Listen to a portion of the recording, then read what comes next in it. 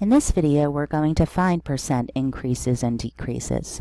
So determine the new amounts given the percent change. We can use our calculator, but we're going to write down the expression that we put in the calculator. Okay. So here's our given information. We have 150 is increased by 12%, and we want to find the new amount. So we're going to start with our 150. Now, since we want to increase by 12%, that means we want 100% plus 12%, or 112% of the original amount of 150. And we can write that as a fraction or a decimal. I will write it as a fraction. So 150 times 112 over 100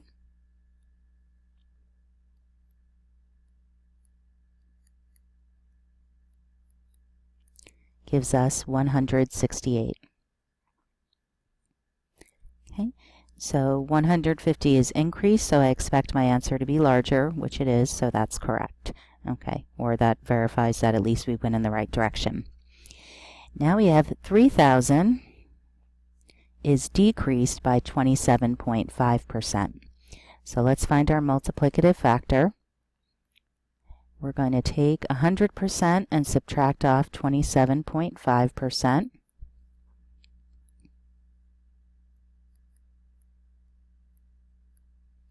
So that is 72.5%. As a ratio, we could write that as 72.5 over 100. So we'll take our 3,000, and we're going to find 72.5% of 3,000 by multiplying by 72.5 over 100.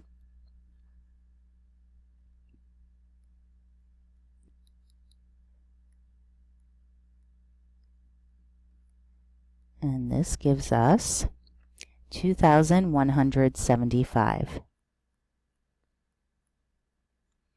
Okay. I'm noticing 2,175 is less than the original amount of 3,000, and it was a decrease, so that part corresponds. Let's look at the next one. 1,000 is decreased by 50%. The resulting amount is then increased by 50%. We want to find the new amount. Okay. So it may be tempting to add up these percents, like here when we added on a percent increase or decrease, but this problem is a little bit different because it's performing a decrease, then it's taking the resulting amount and performing an increase. So let's do this step by step and see what happens. So first, the original decrease, we're going to subtract off 50%, which means our first new amount, we're going to take 1,000 and multiply it by 50 over 100.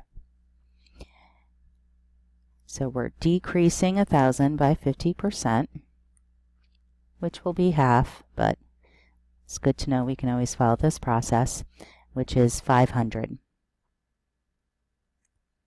Okay.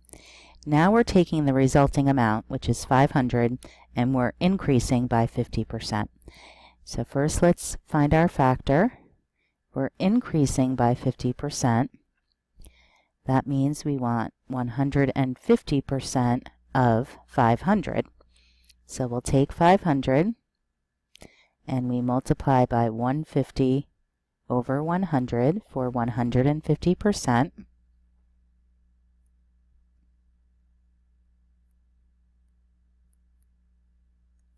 And we get 750.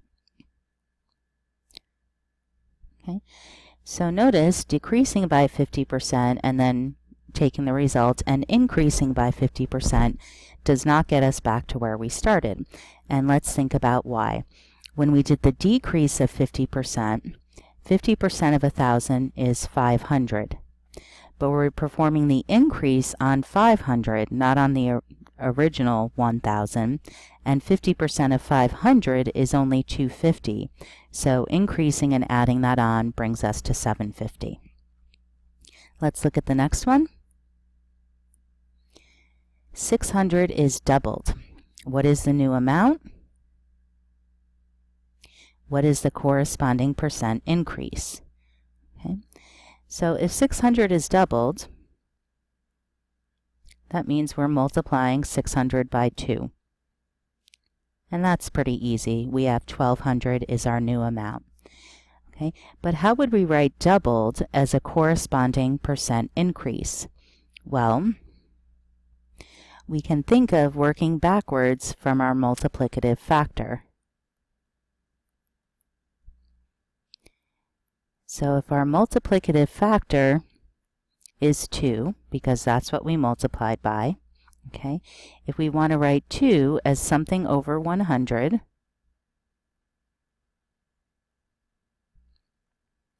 notice we'd have to multiply. I put 2 over 1 just so we could see this comparison. 1 times 100 gives us 100. 2 times 100 gives us 200. Okay, so we have 200 over 100, which is 200% of the original amount. And then to find the percent increase, we have to take this difference with 100%.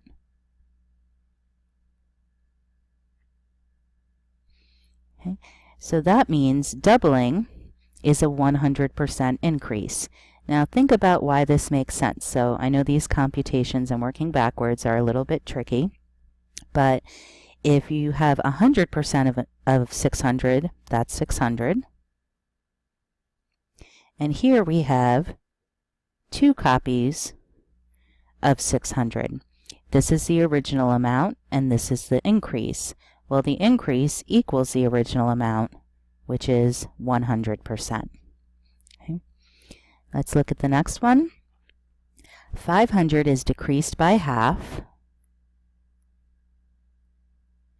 What is the new amount? And what is the corresponding percent decrease? Okay.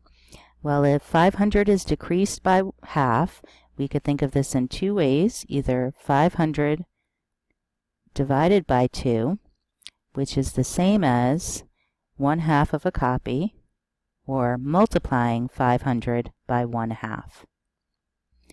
So our new amount, half of 500, is 250. Now, what is the corresponding percent decrease? Okay, so again, we could think of the multiplicative factor, let's call it MF, okay, which is 1/2. 1/2 as something over 100. Well, 2 times 50 gives us 100, so 1/2 is 50 over 100. Okay, and that is 50%. Okay. And this is going to seem a little bit silly, but we still need to take the difference between 50% and 100%, just like we took the difference between 200% and 100% here. These are percents. And we get a result of a 50% decrease. Okay, if this was 40%, we'd get a 60% decrease. So when it's exactly half, they're in fact equal. Okay, so the percent decrease equals 50%.